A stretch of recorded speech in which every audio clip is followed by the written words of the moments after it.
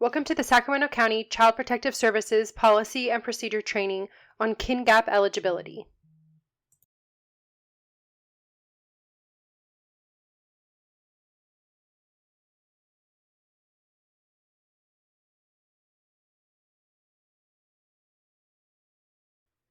The purpose of this policy is to provide social workers with information on the eligibility requirements in permanency planning for legal guardianship, specifically kinship guardianships.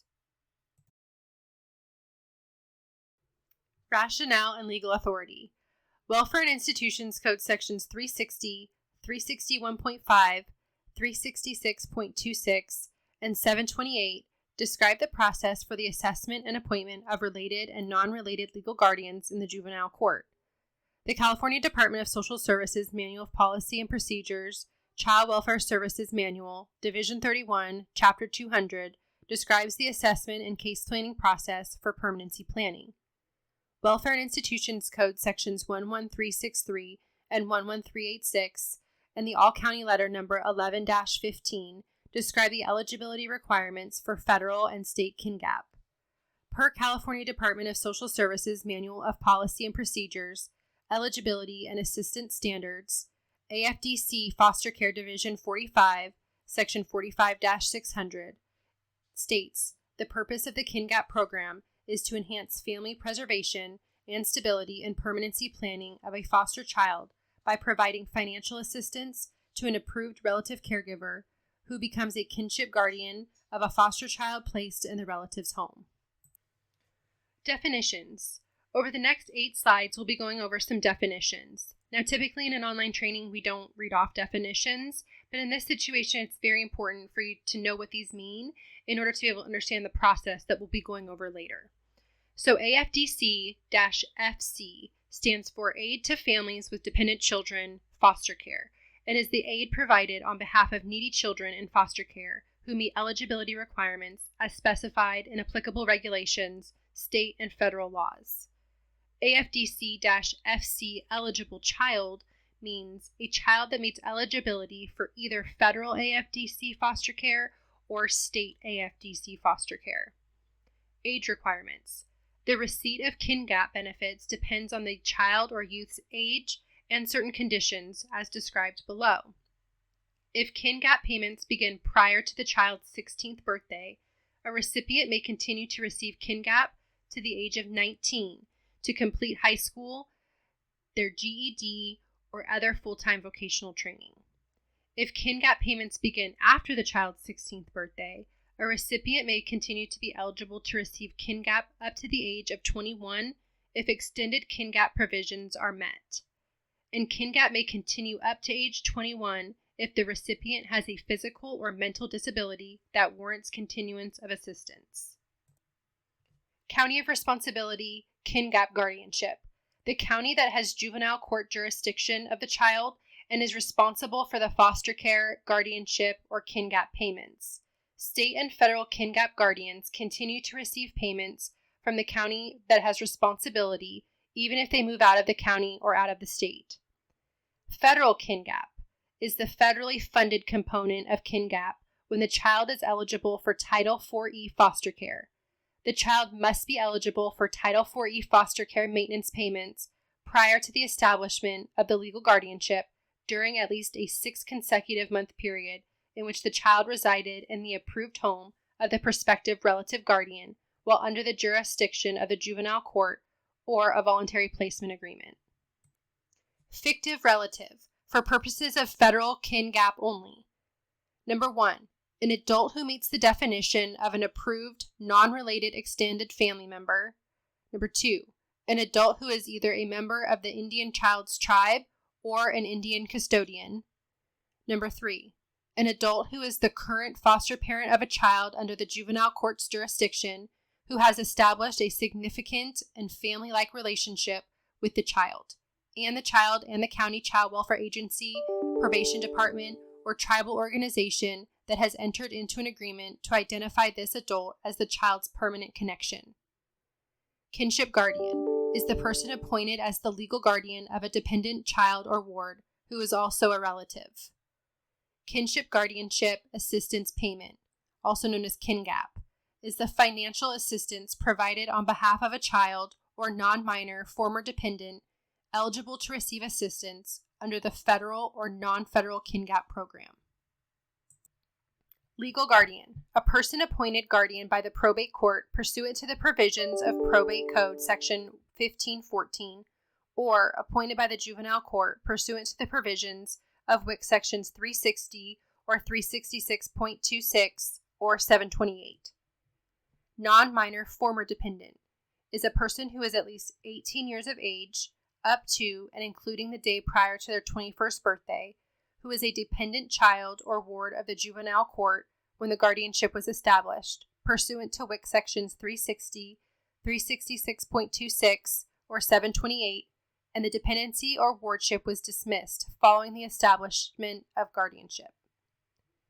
Non-related extended family member, also known as a NEFREM, is an adult caregiver who has an established familial or mentoring relationship with the child. The County Welfare Department shall verify the existence of a relationship through interviews with the parent and child or with one or more third parties. The parties may include relatives of the child, teachers, medical professionals, clergy, neighbors, and family friends.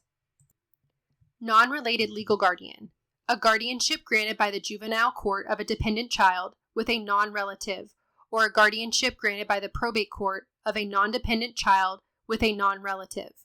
A child placed with an NRLG, also known as a non-related legal guardian, with dependency may be eligible for federal or state AFDC foster care. A child placed with a non-related legal guardian without dependency may be eligible for state AFDC foster care. Placement change. A move to a new placement, return to parent, inter-county transfer, exit from placement, termination of dependency, AWOL from placement, change in status from foster care to non-related legal guardianship, kinship guardianship, adoption assistance, and acceptance into the extended foster care program. Resource Family Approval, also known as RFA. RFA is an integrated, family-friendly, child-centered approval process in which the same approval standards and training requirements will apply to relatives, all foster parents, and non-related extended family members. Residency for KINGAP purposes. KINGAP youth remain eligible for KINGAP benefits from Sacramento County regardless of state of residence in which the guardian and youth live. KINGAP benefits can be paid regardless of the county in which the relative guardian and youth live. Non-related legal guardians are eligible to receive AFDC foster care in the California county in which they reside. State KINGAP. The state-funded component of KINGAP for children that are not otherwise eligible for Title IV payments but are in long-term stable placements with relatives. The child must have resided in the approved home of the prospective relative guardian while under the jurisdiction of the juvenile court or a voluntary placement agreement for at least a 6 consecutive month period prior to the establishment of the legal guardianship. Successor guardian, a guardianship that is assessed as an alternative to and established subsequent to a currently established guardianship. Successor guardians typically are appointed when the current guardian is unable to continue his or her guardianship duties due to death or incapacity. A prospective successor guardian can be assessed at the WIC Section 366.26 hearing. A request to appoint a successor guardianship in juvenile court should typically be made via a request to change court order on the JV 180 pursuant to the requirements of WIC Section 388. Termination of guardianship. A supplemental WIC Section 387 petition is filed to legally remove a child from the physical custody of guardian, place the child in foster care, and terminate a juvenile court-ordered guardianship. To terminate a probate court-ordered guardianship in juvenile dependency court, a WIC Section 300 petition must be filed, and the procedures set forth in WIC Section 728 must be followed. Filing WIC Section 387 petitions and reinstatement of dependency is not required for successor guardianships. Title IV Federal AFDC foster care are foster care payments made to approved relatives and other eligible facilities on behalf of a federally eligible child or non-minor dependent. Traditional relative. an adult who is related to the child by blood, adoption, or affinity within the 5th degree of kinship, including step-parents, step-siblings, and all relatives whose status is preceded by the words step, great, great-great, or grand, or the spouse of any of these persons, even if the marriage is terminated by death or dissolution. Upfront guardianship. A guardianship established at the disposition hearing with or without adjudicating the child a dependent of the juvenile court, when a parent is not interested in family maintenance or reunification services. In these cases, the social worker must make the necessary assessment under WIC Section 361.5G, and the parent and child must agree to the upfront guardianship. What to do prior to recommending guardianship.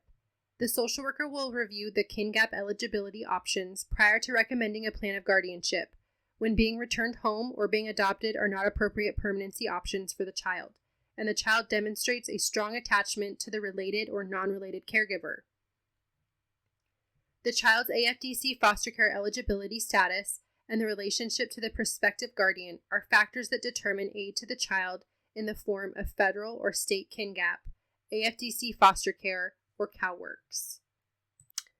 Now let's go over some of the general requirements for kin gap eligibility. We'll go in more depth of the federal and state guidelines in some slides coming up. So the general requirements for kin gap eligibility for both federal and state kin gap options are as follows. The child was removed from the home pursuant to a voluntary placement agreement or court order.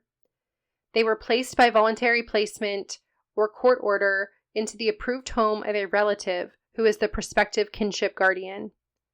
The child has been residing for at least 6 consecutive months in the approved home of the related prospective legal guardian while under the jurisdiction of the juvenile court or a voluntary placement agreement or a previously approved relative guardian. And the home of the prospective guardian has completed the RFA approval process. So there is an additional general requirement for kin gap eligibility for both federal and state kin gap options.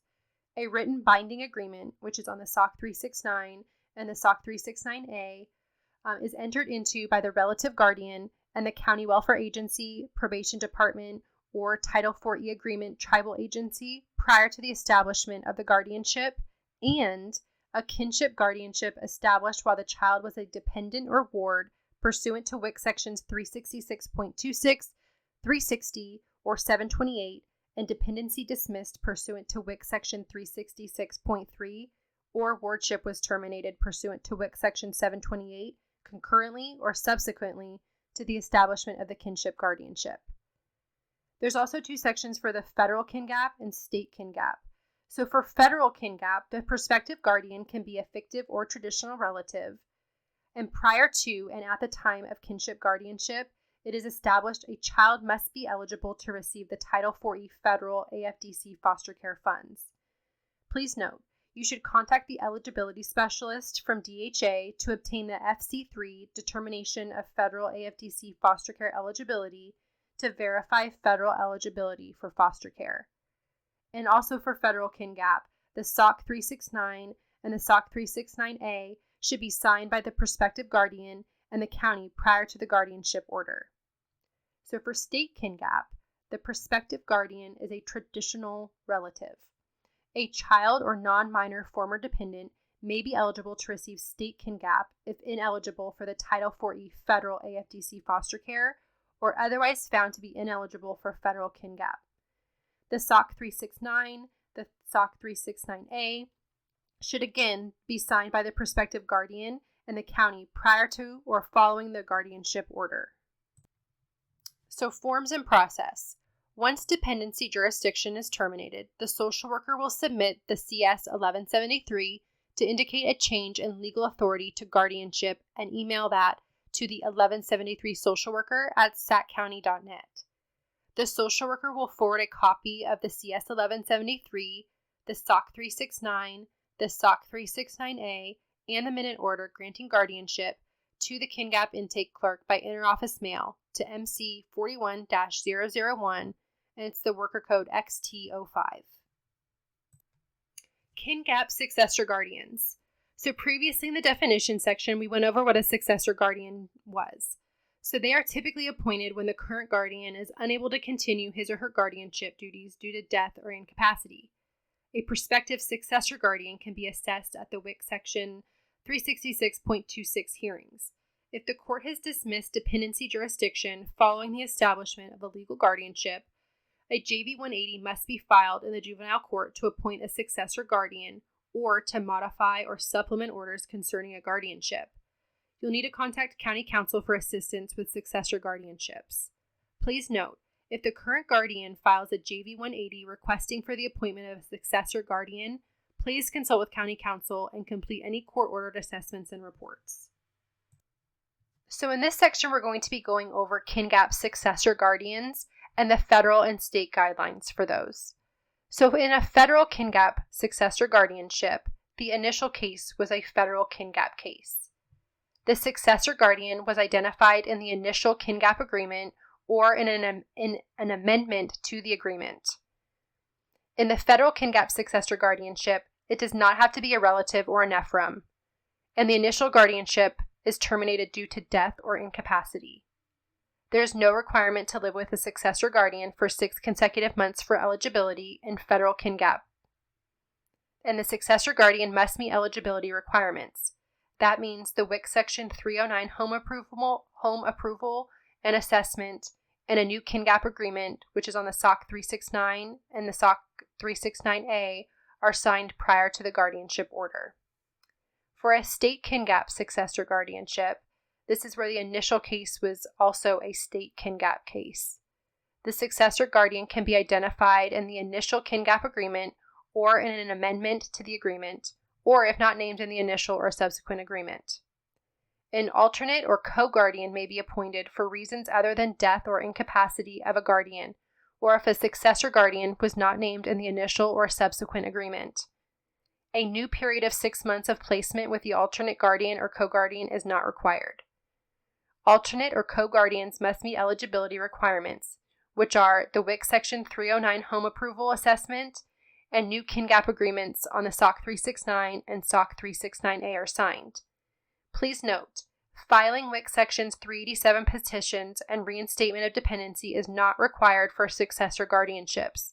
However, a JV 180 form, which is the request to change a court order, must be filed for the juvenile court to consider the appointment of a successor guardian. Extended KINGAP. Extended KINGAP is when a non-minor former dependent meeting the age requirements shall be eligible for extended KINGAP when the following conditions are met. Number 1. KINGAP mutual agreement for non-minor former dependents is completed and signed within 30 working days after the non-minor former dependent's 18th birthday and the youth meeting at least one of the following conditions. Condition A. Completing secondary education or a program leading to an equivalent credential. B. Is enrolled in an institution that provides post-secondary or vocational education. C.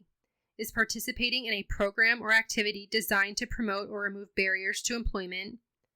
D. Is employed for at least 80 hours per month. Or E. Is incapable of doing any of the activities due to a medical condition. Legal guardianship with dependency. Foster care payments, or CalWORK's approved relative caregiver payments, continue to be made for an otherwise eligible child who is placed with a related legal guardian if the dependency order remains in effect. Once dependency is terminated, the social worker will submit the CS 1173 to indicate a change in legal authority to guardianship. CPS data entry will create the SOC 158 and forward both to foster care eligibility. Please remember the rule: a change in legal authority from dependency to guardianship without a change in placement does not require a new home approval. Also remember the rule: relative guardians are not eligible for federal or state AFDC foster care once dependency is dismissed. When the dependency order is dismissed by the court, foster care payments to relative guardians are discontinued and the guardians are referred to CalWORKs for KINGAP. All KINGAP requirements apply. Upfront guardianships, related legal guardians. Legal guardianship granted by the juvenile court without dependency, without RFA approval, and without child residing with the prospective related guardian for 6 months are not eligible for federal or state KINGAP or federal or state AFDC foster care. Related legal guardians can apply for CalWORKS and Medi-Cal. Please note, upfront guardianships are not generally recommended by the department. Due to limited funding and training options for prospective upfront guardians, social workers should carefully weigh the benefits and disadvantages of an upfront guardianship prior to recommending this type of guardianship. However, social workers will comply with court-ordered assessments and recommendations regarding upfront guardianships. Here's a fun fact. Per WIC Section 366.4, the juvenile court maintains general jurisdiction over guardianships granted pursuant to WIC Sections 360 and 366.26. Termination of a juvenile court-ordered guardianship is initiated by the filing of a 387 petition, requesting an order changing or modifying a previous order by removing a child from the physical custody of a guardian. In the policy, you will find some additional resources. There's an attachment, which is called the KINGAP Eligibility Decision Tree. And then you should also be referred to the CPS Guardianship Eligibility Policy, which can also be found in Policy Tech. Documentation. All case contacts are documented in CWS CMS. Copies of the court order granting guardianship, terminating dependency, along with completed and signed forms, which are the SOC 369 and the SOC 369A, will be kept in the child's hard file. Here is a list of forms that we mentioned in the policy that you would need to use for KINGAP eligibilities. The CS 1173, which is the placement changes. This is available in CWS CMS in the case management and referral management sections. The FC3, which is the determination of federal AFDC foster care eligibility. The SOC 369 and the SOC 369A, which are the agency and relative guardianship disclosure, and the Kinship Guardianship Assistance Payment Program Agreement Amendment, and the KG3, the KINGAP Mutual Agreement for Non-Minor Dependents, which is found in the blue button of CWS CMS. The following were references that were used when writing this policy. We used the California Rule of Court, the Welfare and Institutions Codes, the California Department of Social Services Manual of Policy and Procedures, ACL 11-15, which is the new Kinship Guardianship Assistance Payment Program Requirements, as well as the ACL 15-66, which is Federal Kinship Guardianship Assistance Payments related to the successor guardian. If you have questions or concerns regarding this policy, please contact your supervisor. If there are additional questions, you can email CPS Policy and Procedure at saccounty.net and include KINGAP eligibility in the subject line. Thank you so much and have a great day.